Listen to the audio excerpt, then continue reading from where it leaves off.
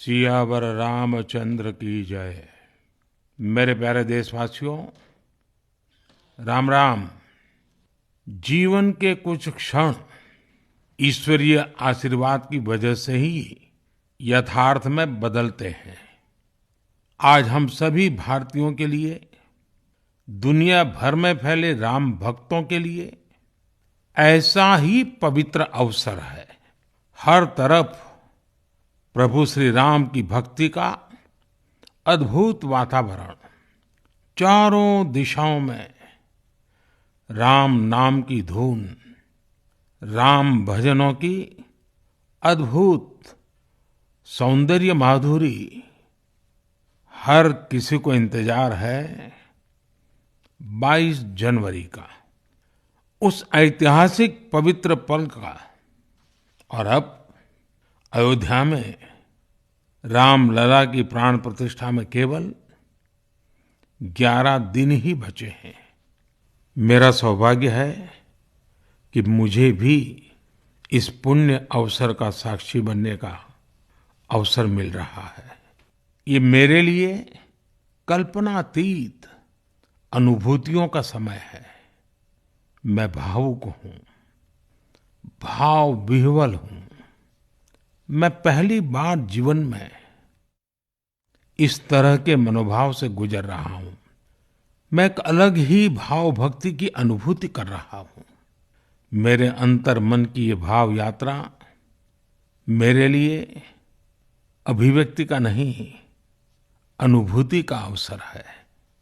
चाहते हुए भी मैं इसकी गहनता, व्यापकता और तीव्रता को शब्दों में बांध नहीं पा रहा हूँ। आप भी भली भांति मेरी स्थिति समझ सकते हैं। जिस स्वप्न को अनेकों पीढ़ियों ने वर्षों तक एक संकल्प की तरह अपने हृदय में जिया, मुझे उसकी सिद्धि के समय उपस्थित होने का सौभाग्य मिला है। प्रभु ने मुझे सभी भारतवासियों का प्रतिनिधित्व करने का निमित्त बनाया है। निमित्त मात्रम भव सव्यसाचिन। ये एक बहुत बड़ी जिम्मेदारी है। जैसा हमारे शास्त्रों में भी कहा गया है, हमें ईश्वर के यज्ञ के लिए, आराधना के लिए स्वयं में भी दैवीय चेतना जागृत करनी होती है। इसके लिए शास्त्रों में व्रत और कठोर नियम बताए गए हैं, जिन्हें प्राण प्रतिष्ठा से पहले पालन करना होता है। इसलिए आध्यात्मिक यात्रा की कुछ तपस्वी आत्माओं और महापुरुषों से मुझे जो मार्गदर्शन मिला, उन्होंने जो यम नियम सुझाए हैं, उसके अनुसार मैं आज से 11 दिन का विशेष अनुष्ठान आरंभ कर रहा हूं। इस पवित्र अवसर पर मैं परमात्मा के श्री चरणों में प्रार्थना करता हूं, ऋषियों, मुनियों, तपस्वियों का पुण्य स्मरण करता हूं और जनता जनार्दन, जो ईश्वर का रूप है, उनसे प्रार्थना करता हूं कि आप मुझे आशीर्वाद दें, ताकि मन से, वचन से, कर्म से मेरी तरफ से कोई कमी ना रहे। साथियों, मेरा ये सौभाग्य है कि 11 दिन के अपने अनुष्ठान का आरंभ मैं नासिक धाम पंचवटी से कर रहा हूं। पंचवटी वो पावन धरा है जहां प्रभु श्री राम ने काफी समय बिताया था। और आज मेरे लिए एक सुखद संयोग ये भी है कि आज स्वामी विवेकानंद जी की जन्म जयंती है। ये स्वामी विवेकानंद जी ही तो थे जिन्होंने हजारों वर्षों से आक्रांतित भारत की आत्मा को झकझोरा था। आज वही आत्मविश्वास भव्य राम मंदिर के रूप में हमारी पहचान बनकर सबके सामने है। और सोने पर सुहागा देखिए, आज माता जीजाबाई जी की जन्म जयंती है। माता जीजाबाई जिन्होंने छत्रपति शिवाजी महाराज के रूप में एक महामानव को जन्म दिया था। आज हम अपने भारत को जिस अक्षुण्ण रूप में देख रहे हैं, इसमें माता जीजाबाई जी का बहुत बड़ा योगदान है। और साथियों, जब मैं माता जीजाबाई का पुण्य स्मरण कर रहा हूं तो सहज रूप से मुझे अपनी माँ की याद आना बहुत स्वाभाविक है। मेरी माँ जीवन के अंत तक माला जपते हुए सीताराम का ही नाम भजा करती थी। साथियों, प्राण प्रतिष्ठा की मंगल घड़ी, चराचर सृष्टि का वो चैतन्य पल, आध्यात्मिक अनुभूति का वो अवसर, गर्भगृह में उस पल क्या कुछ नहीं होगा।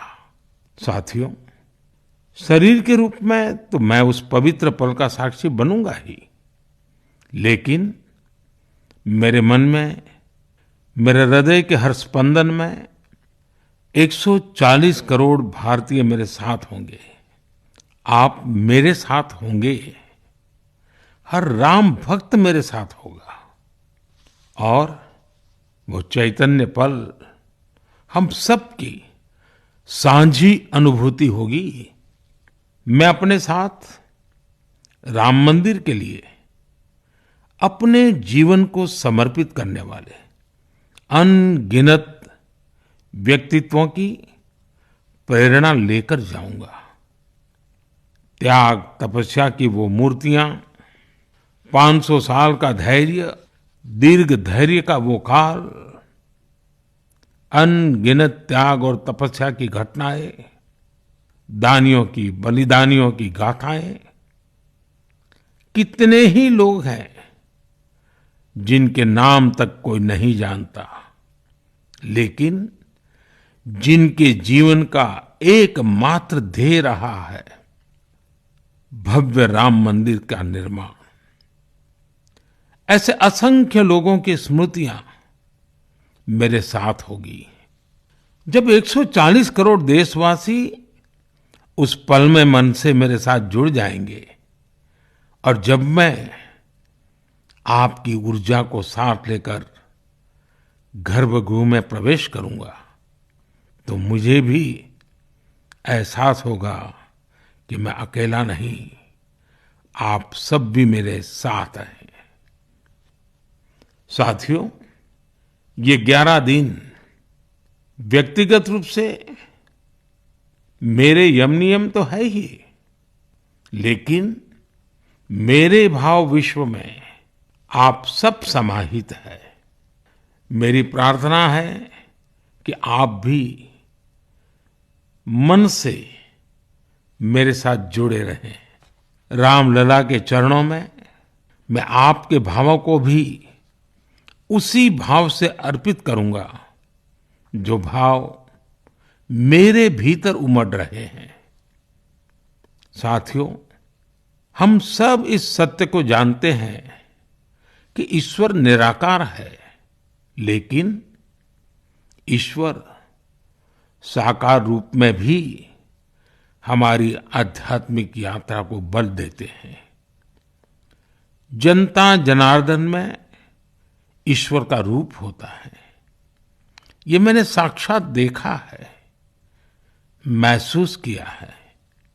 लेकिन जब ईश्वर रूपी वही जनता शब्दों में अपनी भावनाएं प्रकट करती है, आशीर्वाद देती है, तो मुझ में भी नई ऊर्जा का संचार होता है।